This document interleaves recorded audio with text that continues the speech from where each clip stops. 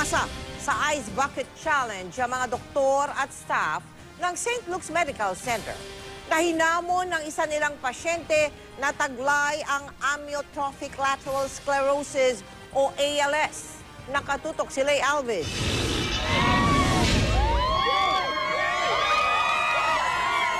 Sa hamon ng isa nilang pasyenteng may ALS o amyotrophic lateral sclerosis, kumasa ang mga doktor at staff ng St. Luke's Medical Center sa Ice Bucket Challenge. Kaisa raw sila sa layuning maitaas ang kaalaman ng publiko tungkol sa ALS at mahanapan ito ng lunas sa pamamagitan ng research. We felt that we should actively participate in this campaign to raise funds for ALS.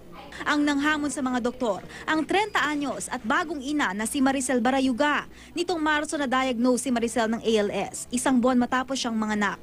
Pumayag si Maricel na makunan ng kamera bilang ambag sa layuning maitaas ang public awareness tungkol sa ALS. Napakasakit, pero siyempre masakit. Kailangan tanggapin, maging malakas.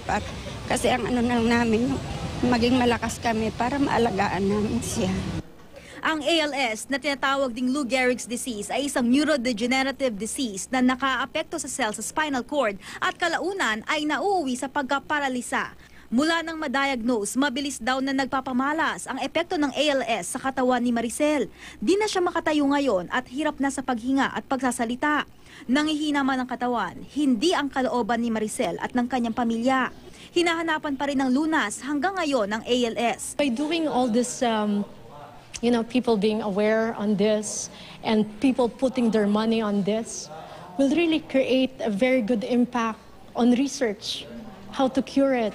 Bukod sa mga neurologist, may iba pang mga espesyalistang tumututok kay Maricel, kabilang na mga psychiatrist para maalalayan ang disposisyon ni Maricel at kanyang pamilya. Our patient right now is very positive, very optimistic. Although alam naman niya ang sakit niya na talagang mahirap tanggapin ang katotohanan na ito ay isang lingering illness. Lay Alves, Nakatutok, 24 Oras.